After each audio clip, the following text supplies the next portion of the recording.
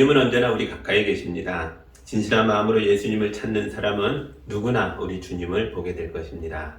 우리 함께 예배합니다. 하나님께 예배하는 사람은 영과 진리로 예배해야 합니다. 아멘.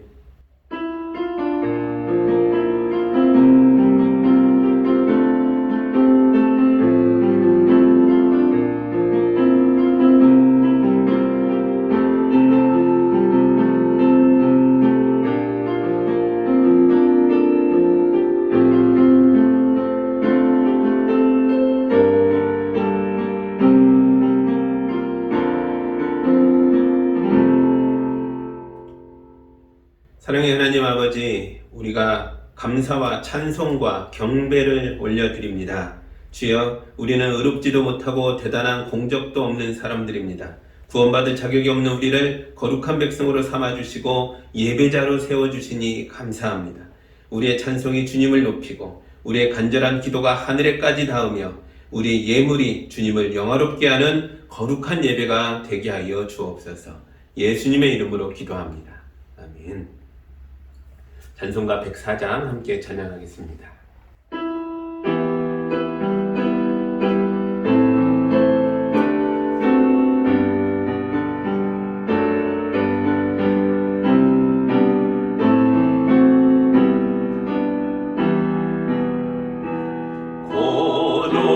고도소서 임마누엘 오 구하소서 이스라엘 근포로 생활 고달파 메시아 기다립니다.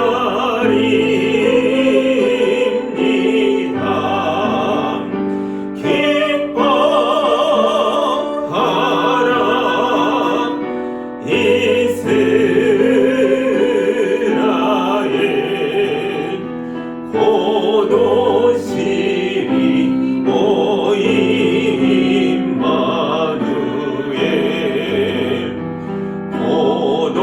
고도소서 지혜의 주 온 만물 질서 주시고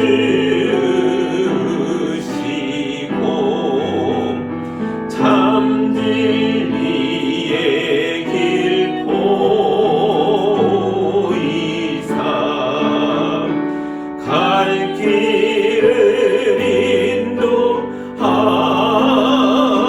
인도하소서. 기뻐하라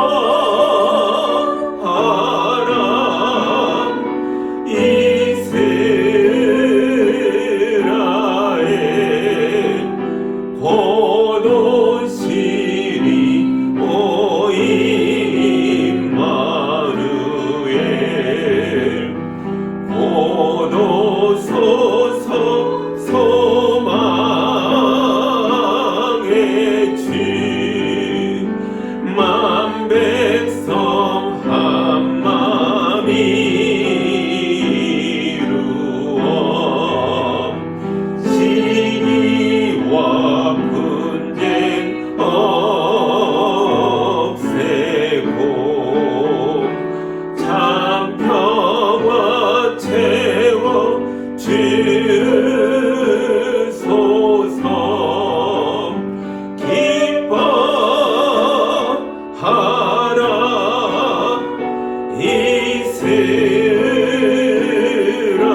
이스라엘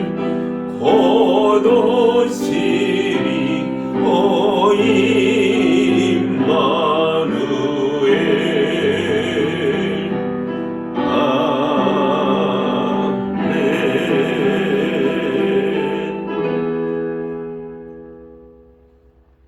우리 예배자로 왔으나 온전하지 못했던 것들을 이 시간 다 고백할 때 우리 주님 용서할 줄 믿습니다. 우리 한 주간을 되돌아보며 간절한 마음으로 우리의 모든 것들을 주님 앞에 고백합니다. 함께 기도하겠습니다.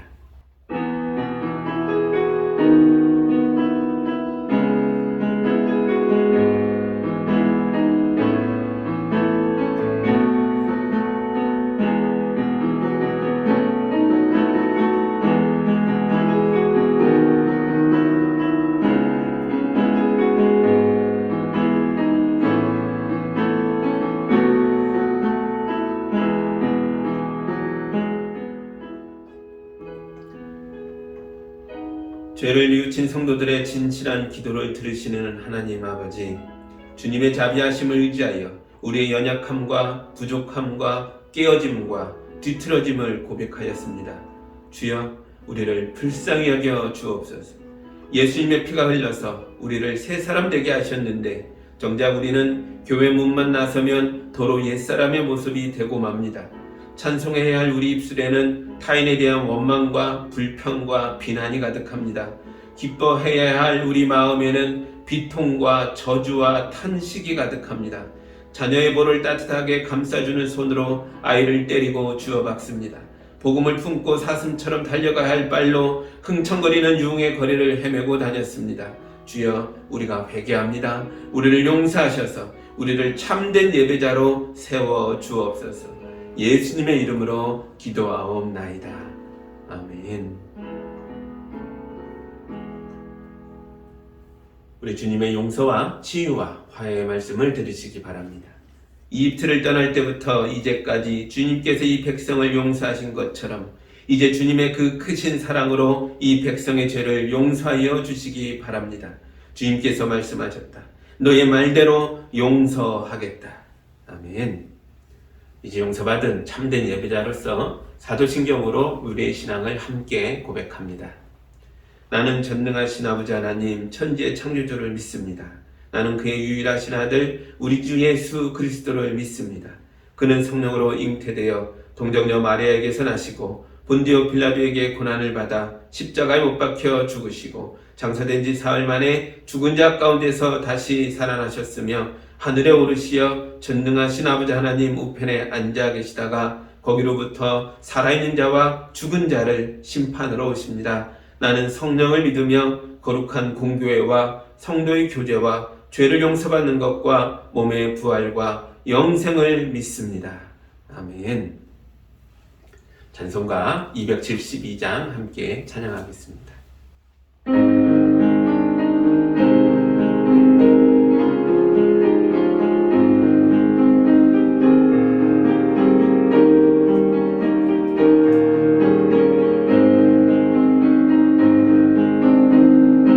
마음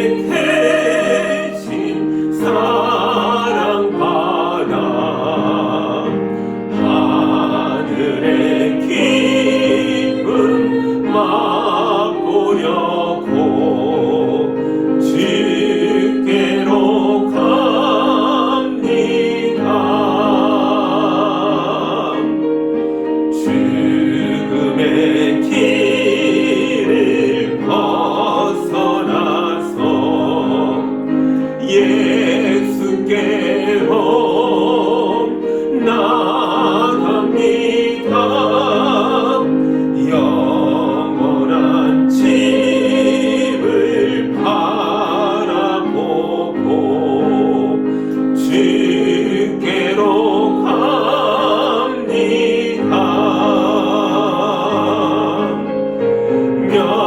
멸망의 포구 헤어나와 평화의 나라 다다라서 영광의 질을 배우려고 주께로 갑니다.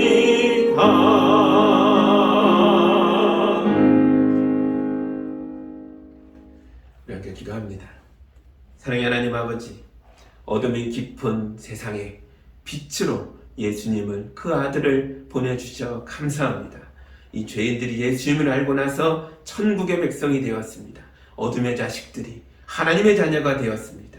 이제 이 땅을 살아갈 때에 비록 세상살이에 지치고 힘들고 고통스럽고 어려운 시간들을 보낸다 할지라도 빛을 붙들고 일어나 뚫고 나아가는 용사들이 될 수 있도록 인도하여 주시옵소서. 하나님의 나라가 나중에 오는 것이 아니라 이미 우리 가운데 왔고 우리를 새롭게 하며 우리에게 능력을 부어주시고 우리를 온전하게 세우고 있음을 깨닫고 믿고 따르게 하여 주시옵소서. 주님, 날씨가 차가워지면서 코로나 바이러스가 다시 확산되고 있습니다. 국경이 다시 봉쇄됐고 세상에 많은 사람들이 힘들어하고 있습니다.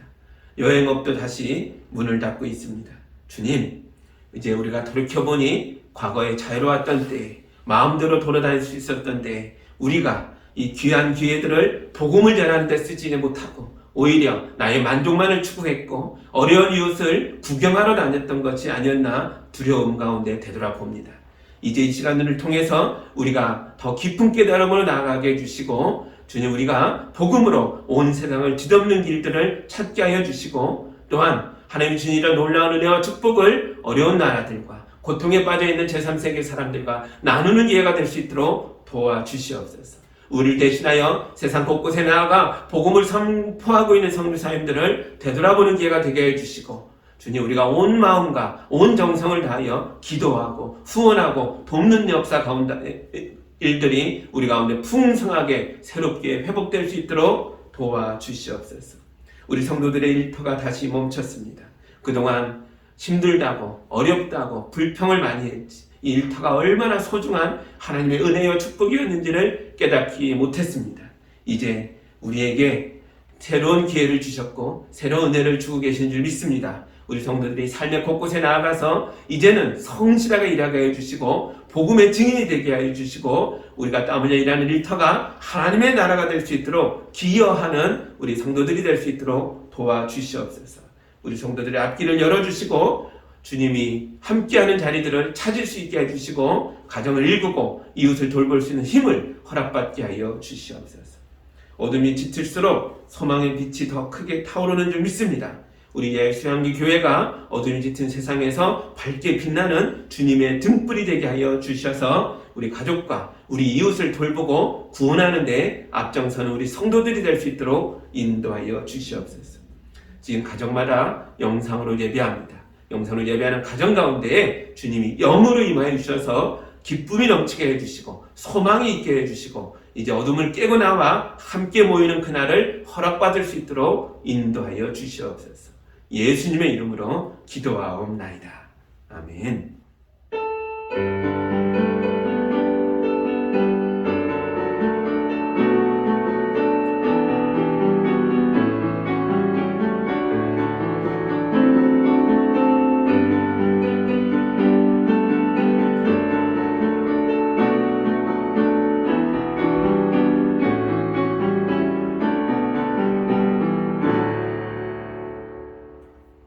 하나님의 말씀 보겠습니다. 오늘 우리에게 주시는 하나님의 말씀은 누가복음 3장 1절에서 9절의 말씀입니다.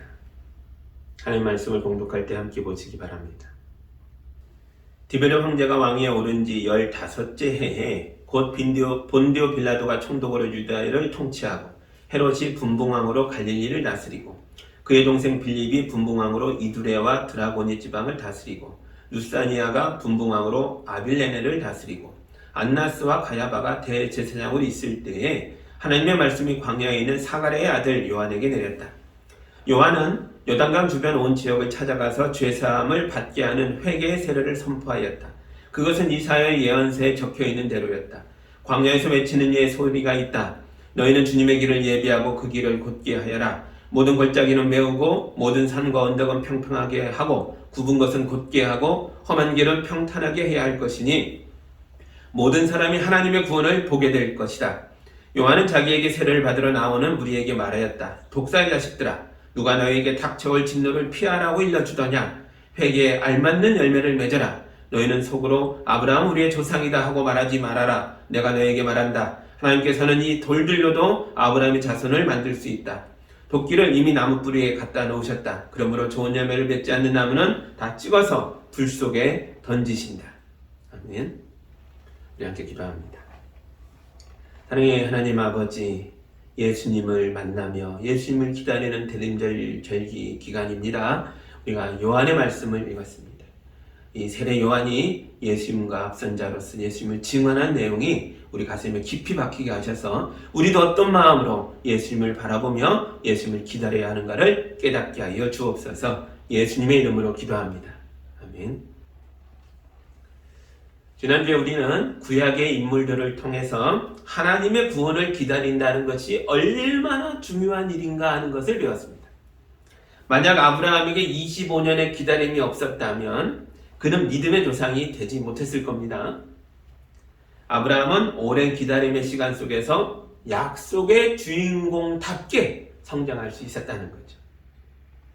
기다림은 개인의 수준에서뿐만 아니라 나라와 민족의 차원에서도 대단히 중요하다는 걸 배웠습니다.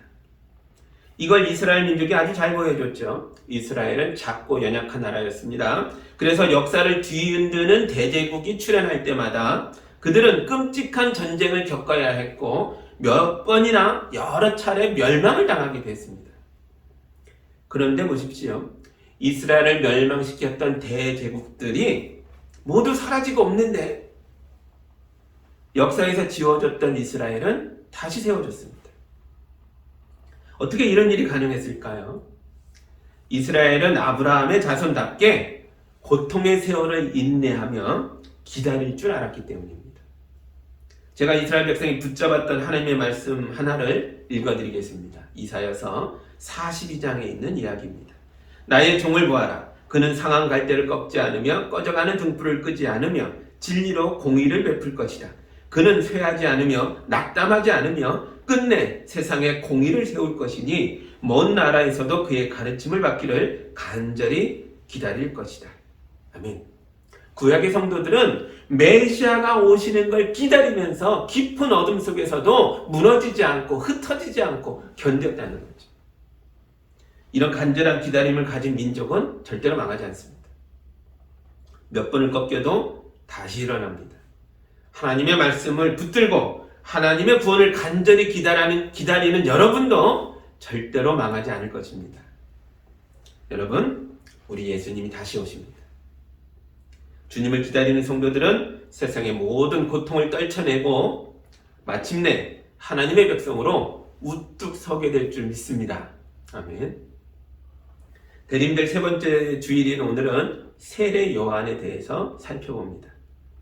세례 요한은 구약과 신약을 이어주는 징검다리 같은 사람입니다.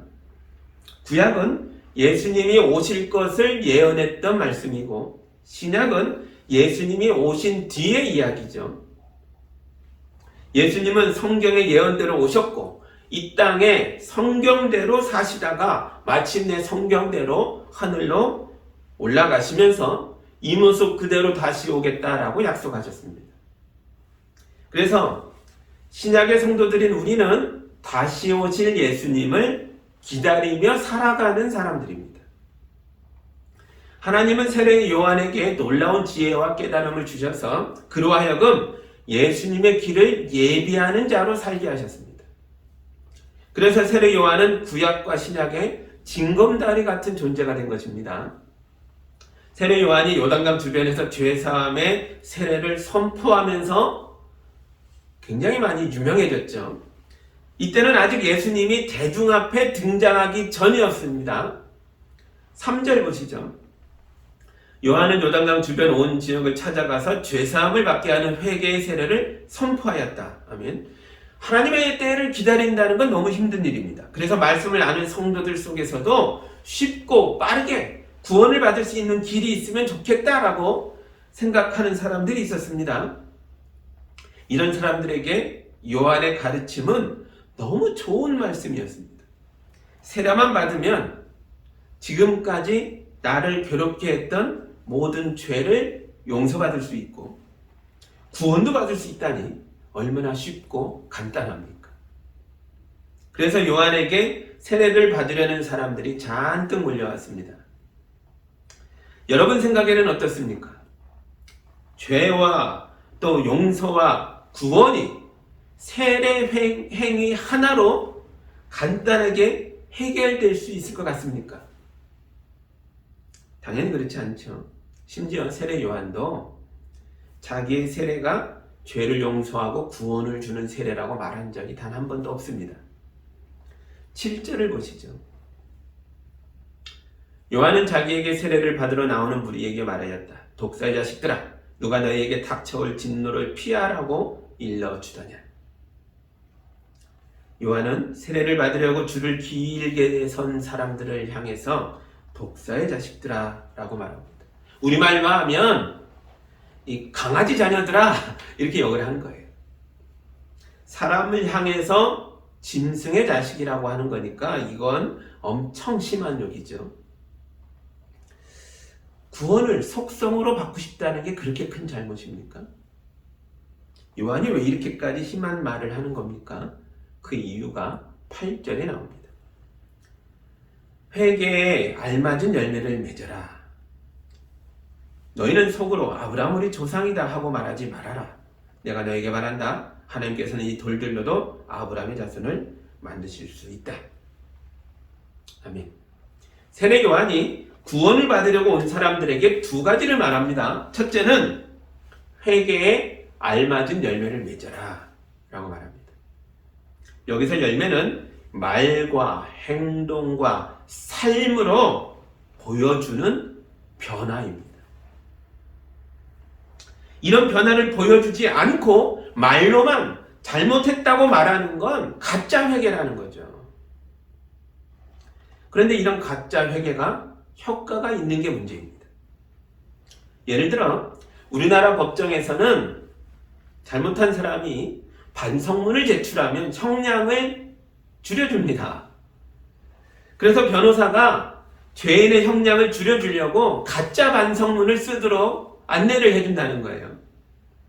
판사는 하루에도 수십 건의 재판을 진행하고 판결을 내려야 하기 때문에 죄인이 정말로 죄를 뉘우치고 있는지를 알아볼 시간이 부족합니다. 그래서 가짜 반성문도 형량을 줄여주는 효과를 낸다는 거죠. 그러나 우리 하나님은 결코 우리의 잘못했습니다 라고 말하는 반성문 같은 기도에 속지 않으십니다. 하나님은 우리의 중심을 살피시기 때문에 우리의 생각과 마음 깊은 곳까지 꿰뚫어 통찰하시기 때문에 우리가 정말로 회개에 합당한 열매를 맺었는가를 속속들이 들여다보시면서 우리 삶의 변화를 살펴보신다는 거죠. 물론 요한은 자기가 주는 세례가 사람들의 죄를 씻어준다고 생각하지 않았습니다. 그런데도 왜 세례를 줬을까요? 아마도 요한은 이 세례를 통해 사람들의 삶의 변화가 시작되기를 기대했던 거죠. 그러나 요한의 세례는 사람들의 죄를 씻어내는 일에 실패합니다. 아니, 실패할 수밖에 없습니다. 그래서 요한의 세례는 사람의 힘으로는 결코 용서와 구원을 받을 수 없다는 걸 증명해 준다는 거죠. 그래서 요한이 예수님을 보고 보라! 하나님의 어린 양이다 라고 외친 겁니다. 우리의 죄를 용서하려고 하나님의 아들이 6월절에 속죄양이 되어 우리를 대신하여 십자가에서 죽었습니다. 우리는 주님의 참혹한 죽음을 보며 내가 얼마나 큰 죄인인지를 깨닫게 된다는 거죠. 피가 흐르고 있는 주님의 십자가 앞에서 그 누가 감히 반성문 같은 어설픈 기도를 할 수 있겠습니까? 내가 흘려야 할 피를 대신하여 하나님의 아들이 흘리는 걸 보면서 그 앞에서 감히 어설픈 연극을 하겠냐는 거죠. 예수님이 십자가 위에서 아버지, 저들을 용서해 주십시오. 저들은 지금 자기들이 무슨 일을 하는지도 모릅니다. 이렇게 기도하셨습니다. 그때 이 기도를 들은 로마의 백부장이 두려움에 떨면서 참으로 이분은 하나님의 아들이시다라고 고백했습니다. 틀림없이 이날부터 이 백부장의 인생이 달라졌을 겁니다. 그의 중심에서부터 새로운 변화가 일어났을 테니까요. 그러므로 우리도 하나님께 너무 쉬운 용서를 기대하면 안 됩니다. 여러분이 정말로 하늘의 용서를 받고 싶다면 예수님의 십자가 앞에서 온 마음을 다하여 잘못을 뉘우치고 우리에게 피해를 입은 사람들에게 진실되게 용서를 구하면서 평생을 다 바쳐서 예수님을 닮아가는 삶을 살아내야 합니다. 이게 진실한 회개죠. 이것이 바로 예수님이 다시 오실 것을 기다리는 우리의 삶입니다. 요한이 세례를 받으려고 온 사람들에게 했던 두 번째 책망은 혈통에 대한 문제입니다. 요한은 사람들에게 너희는 속으로 아브라함은 우리 조상이다 하고 말하지 말라라고 합니다. 그러면서 요한이 또 뭐라고 했죠? 하나님께서는 이 돌들로도 아브라함의 자손을 만드실 수 있다. 아멘. 우리는 지난주에 하나님과 아브라함이 맺은 언약을 살펴봤습니다. 제가 그때 보았던 창세기 17장 19절을 다시 읽어드립니다. 하나님이 말씀하셨다. 아니다. 너희 아내 사라가 너희에게 아들을 낳아줄 것이다. 아이를 낳거든 그 이름을 이삭이라고 하여라. 내가 그와 언약을 세울 것이니 그 언약은 그의 뒤에 오는 자손에게도 영원한 언약이 될 것이다. 아멘. 혈통이 문제가 아니라 아브라함의 자손이라면 하나님과 언약을 맺은 백성으로 살아내야죠. 하나님은 약속을 지켜가고 계시는데 그 약속대로 그 외아들 예수까지 내어놓으시는데 혈통만 주장하면서 하나님의 언약을 내 쪽에서 저버린다면 이 언약은 파기되는 것입니다. 쌍방의 계약이니까요. 어떤 사람이 하나님 말씀을 무시하고 자기 인생을 더럽고 추하게 엉터리로 살면서 그래요. 말로만 나는 아브라함의 자손이니까 나는 구원을 받을 거야. 여러분, 하나님께서 이런 사람들에게 뭐라고 말씀하시겠습니까? 요한이 이렇게 대답하죠. 주접떨지 마라. 하나님은 이 돌들로도 아브라함의 자손을 만들 수 있다. 아브라함의 혈통을 이어받은 사람들이 하나님과 맺은 언약에서 실패했습니다. 예수께서 이 땅에 오셨을 때 그들은 예수님을 알아보지 못했고 그를 영접하여 맞아들이지도 않았습니다. 심지어 그를 버렸고 십자가에 매달아서 죽였습니다. 그러나 어떤 사람들은 그들은 아브라함의 혈통이 아니었는데도 예수님을 영접했습니다. 그리고 하나님은 그들을 자기 자녀로 삼으셨습니다. 제가 요한복음 1장의 말씀을 읽어드리겠습니다. 그가 자기 땅에 오셨으나 그의 백성은 그를 맞아들이지 않았다. 그러나 그를 맞아들인 사람들, 곧 그 이름을 믿는 사람들에게는 하나님의 자녀가 되는 특권을 주셨다. 이들은 혈통에서나 육정에서나 사람의 뜻에서 나지 아니하고 하나님에게서 났다. 아멘. 여러분, 우리가 바로 그 이방인들입니다. 길가의 돌처럼 버려졌던 우리가 예수님을 믿음으로써 하나님께 예배하는 자녀들이 되었다는 거죠. 하나님께서 아브라함에게 약속했던 모든 축복이 이제는 여러분의 것입니다.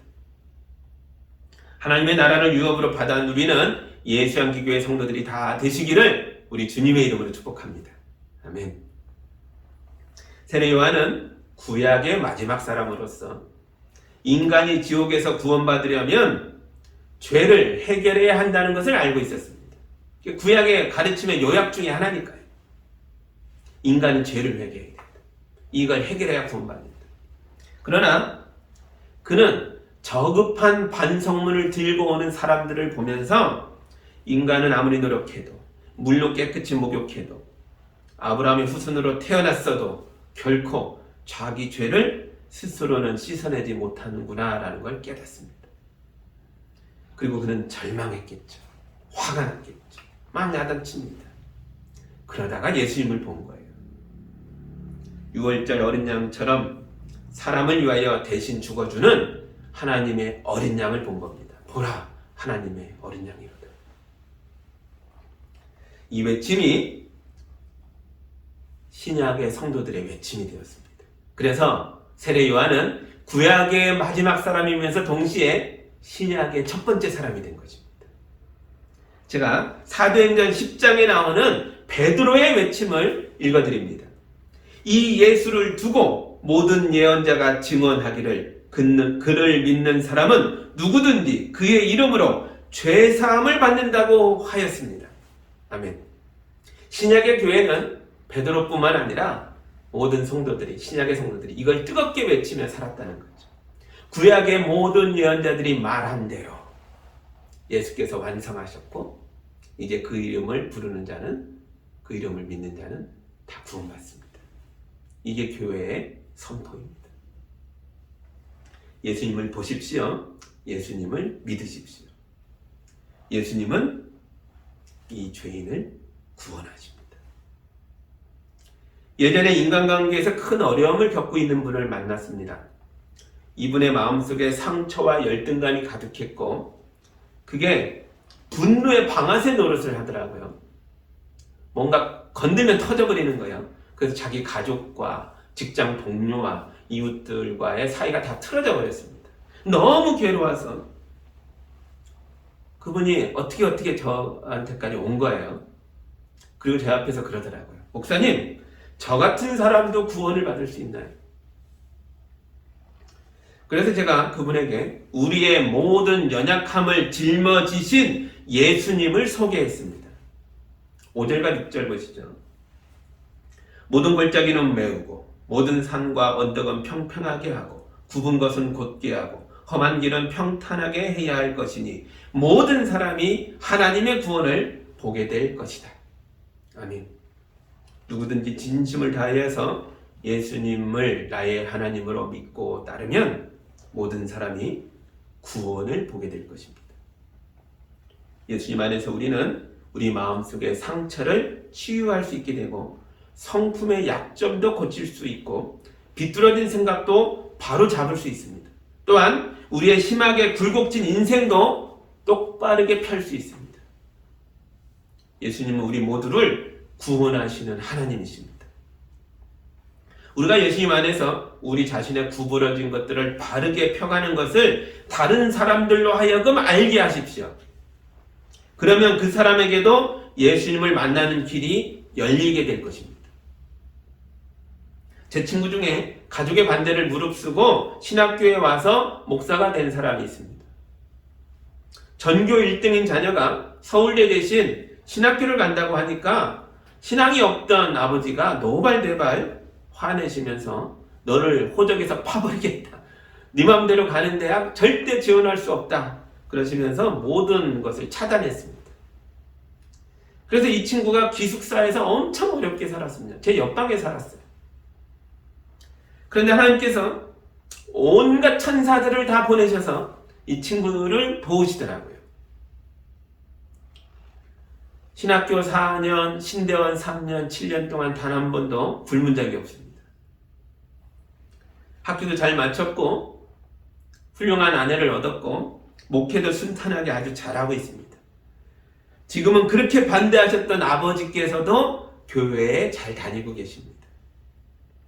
사실 나름대로 어려운 일이 굉장히 많았겠죠. 제가 알 수 없는 일들이 얼마나 많았겠습니까? 그러나 제가 보기에는 그 친구가 우리 동료들 중에서 가장 잘 나갑니다. 또 제일 반듯합니다. 오직 예수님만 바라보며 열심히 살아가니까 주님께서 그의 믿음대로 그의 길을 활짝 여셨습니다. 그러나 여러분, 예수를 믿는다고 하면서 스스로 속는 자가 되지 않도록 조심해야 합니다. 특히 어릴 때부터 교회에서 자랐던 모태신앙을 가진 분들이라면 오늘 말씀을 거울처럼 사용해서 자기의 믿음을, 자기의 삶의 모습을 이 말씀에 비춰보고 깨달을 수 있어야 합니다. 모태신앙을 가진 분들 중에는 하나님께서 나를 사랑하시고 나를 도와주신다는 것에 대한 강한 확신을 가진 분들이 많이 있습니다. 굉장히 좋은 태도입니다. 그러나 혹시 모든 책임을 하나님께만 떠넘긴 채 자기의 말과 마음과 행동에는 아무 변화가 없고 삶에 아무런 열매가 없으면서 말로만 믿음이 좋은 척하고 살고 있지는 않습니까? 만약 그런 거라면 그의 신앙은 가짜이고 엉터리입니다. 이런 분들은 세례 요한의 경고를 잘 들으시기 바랍니다. 주접떨지 마라. 하나님은 이 돌들로도 아브라함의 자손을 만들 수 있다. 예전에 어떤 분이 뭔가 부탁할 일이 있다면서 제게 전화를 걸어오셨어요. 잘 들어보니까 제가 해줄 수 없는 것들이에요. 그래서 제가 그랬습니다. 죄송합니다. 제 능력으로는 해결할 수 없는 일들입니다. 그러나 저를 믿고 말씀해 주셔서 감사합니다. 제가 성도님을 위해서 기도하겠습니다. 그랬더니 그분이 코웃음을 치면서 기도는 됐어요. 그만 끊겠습니다 하고 끊더라고요. 그렇게 전화를 끊고 나니까 너무 속상하더라고요. 하나님을 믿는 사람이 왜 기도를 무시하는 겁니까? 제가 야고보서 5장의 말씀을 읽어드립니다. 그러므로 여러분은 서로 죄를 고백하고 서로를 위하여 기도하십시오. 그러면 여러분은 낫게 될 것입니다. 의인이 간절히 비는 기도는 큰 효력을 냅니다. 아멘. 야고보 사도는 성도가 서로 죄를 고백하고 서로를 위하여 기도하라고 말합니다. 여기서 죄를 고백한다는 게 뭡니까? 반성문 같은 기도를 들고 오는 걸 말하는 것입니까? 아닙니다. 세례 요한이 말했던 것처럼 마음과 생각과 삶의 행동까지 다 고치고 변화시키는 진실한 회개를 고백하는 기도를 말하는 거죠. 그래서 성도들이 서로 죄를 고백하라고 하는 겁니다. 왜요? 믿음의 형제자매를 내 고백의 증인으로 세워서 실제로 내 삶을 고쳐나가려고요. 그러면 여러분은 낫게 될 것입니다. 마음의 비통함이 사라질 것입니다. 어긋난 관계를 회복할 것입니다. 포기했던 인생의 행복을 되찾게 될 것입니다. 우리는 예수님 안에서 진정으로 자유로워질 것입니다. 그러므로 여러분, 기도는 단순한 말이 아닙니다. 진실한 기도는 말이면서 동시에 삶의 실천입니다. 얼마 전에 저의 어릴 적 선생님이고 지금은 대만의 선교사님이신 분이 아프다는 소식을 받았습니다. 그분의 사모님이 카톡으로 기도 제목을 부탁해 오신 거예요. 폐에 종양이 발견됐는데 기도해 주십시오. 저한테만 소식을 보낸 게 아니고요. 사모님이 기도의 후원자라고 생각하는 모든 분에게 보냈습니다. 그래서 저는 이름도 모르는 많은 분들과 함께 선교사님의 건강을 위해서 기도했습니다. 그리고 선교사님에게 어떤 변화가 있을 때마다 사모님께서 계속 소식을 보내옵니다. 한국에 나오기 위해 비행기표를 구할 때에도, 대사관에 가서 긴급 비자를 신청할 때에도, 자가격리에 관련한 문제에 있어서도, 한국에 머물 곳을 찾는 것에 있어서도, 병원 진료를 예약하는 것에 있어서도 계속 일일이 알려오시더라고요. 근데 놀랍게도요, 사모님이 기도에 부탁을 했던 내용 그대로 하나하나 다 이루어지더라고요. 불과 1, 2주 사이에 그 짧은 시간에 간절한 제목들을, 다급한 제목들을 나눴는데 계속 좋은 방향으로 변화되어 가더라고요. 사모님이 중보 기도의 힘입니다. 고맙습니다. 계속 기대해 주세요. 라고 고백하셨습니다. 얼마나 감사한지 몰라요. 비록 우리가 서로 이름도 모르는 사람들이지만, 얼굴도 본 적 없지만, 함께 기도했더니 주님께서 우리의 간절한 기도에 응답하셨습니다. 여러분은 예수님을 기다리는 대림절 절기를 어떻게 보내고 계십니까? 서로 죄를 고백하며 서로를 위하여 기도하십시오. 마음과 생각과 삶의 변화를 일으켜서 열매 맺는 인생을 살아내십시오. 도저히 내 힘으로는 고칠 수 없고 펼 수도 없는 구부러진 마음이, 비뚤어진 생각이, 왜곡된 삶이 펴질 줄 믿습니다. 예수님의 십자가를 바라보십시오. 그러면 모든 사람이 구원을 받게 될 것입니다. 예수님 안에서, 예수님 바라보며, 예수님과 동행하며 참된 구원의 삶을, 참된 변화의 열매를 맺으며 살아가는 예수영기교회 성도들이 다 되기를 주님의 이름으로 축복합니다. 함께 기도합니다. 하나님 감사합니다. 세례 요한이 구약의 마지막 사람으로서, 그리고 신약의 첫 번째 사람으로서 예수님을 보여주는 것을 보았습니다. 주님, 우리도 이런 마음으로 주님을 바라봅니다. 삶의 열매를 맺으며 주님을 통해서 받은 구원을 우리 삶으로 완성하고 이루어내며 살아갈 수 있도록 도와주시옵소서. 그러나 주님, 우리 스스로 못하는 거 잘 아시죠? 성령을 보내주시고 우리 마음에 함께 하셔서 주님이 보여주신 이 거룩한 삶을, 하나님의 자녀됨을 잘 지켜나갈 수 있도록 도와주시옵소서. 예수님의 이름으로 기도합니다. 아멘.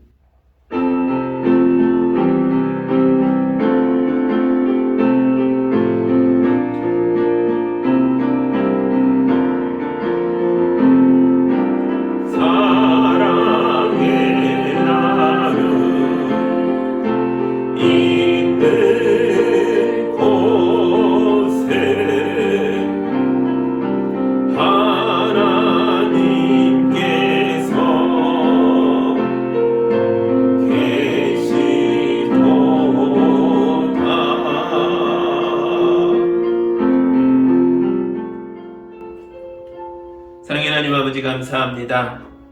우리 성도들에게 주님을 향한 뜨거운 사랑을 주셔서, 진실한 감사의 고백을 주셔서 삶으로 거두는 모든 것들을 열매 가운데 10의 1을 거두어 주님께 올려드리고, 감사의 제목이 있을 때마다 간절한 마음으로 예물을 들고 오고, 어렵고 힘든 일마다 뜨거운 기도의 고백을 담아 가져오고, 주님 앞에 몸으로 헌신하고 교회를 돌보고 이웃을 사랑하며 열심히 살아가는 것을 아시는 주님, 우리 성도들을 축복하여 주시옵소서. 우리 성도들의 연약함을 고쳐주시옵소서. 우리 성도들을 힘들게 살아가는 삶에 복이 임하여서 하는 일마다 잘 되게 하여 주시옵소서. 수고하고 애쓰며 심는 것들이 생명으로 거두게 하시고 사랑으로, 은혜로 거두게 하여 주시옵소서. 그래서 예수님이 다시 오시는 날들의 시간들을 공백이 아니라 기쁨과 감사와 충만함으로 누리며 살아갈 수 있도록 인도하여 주옵소서. 예수님의 이름으로 기도하옵나이다. 아멘.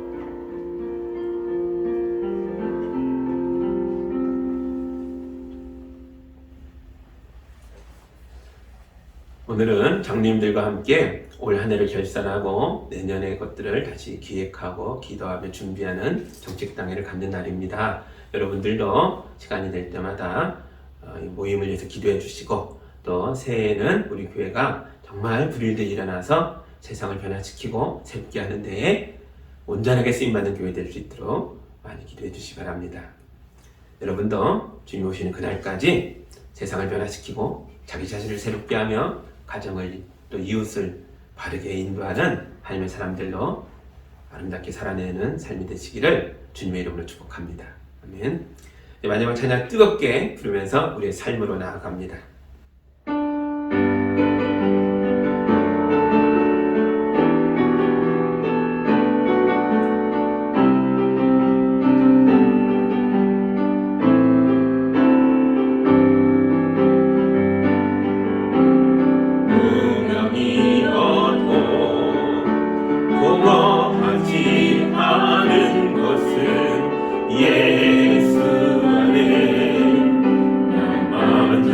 만족함이라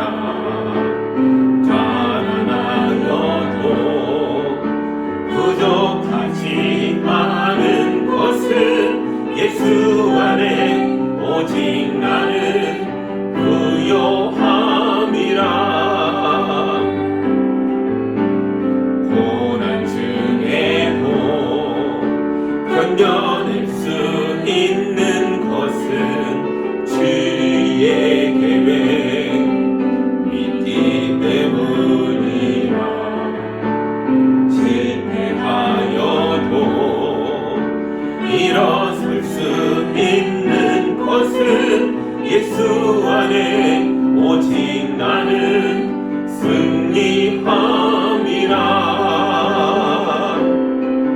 난 예수로 충만하네. 난 예수로 충만하네. 난 예수로 충만하네. 영원한 왕 내 안에 살아 계시네. 내 몸이 약해도 낙심하지 않는 것은 예수 안에 난 완전함이라. 화려한 세상 부럽지 않은 것은 난 예수로 충만함이라. 난 예수로 충만하네. 세상 모든 것들도 부럽지 않네. 난 예수로 충만하네. 영원한 왕 내 안에 살아 계시네. 난 예수로 충만하네. 세상 모든 풍파도 두렵지 않네. 난 예수로 충만하네. 영원한 왕 내 안에 살아 계시네. 영원한 왕 내 안에 살아 계시네.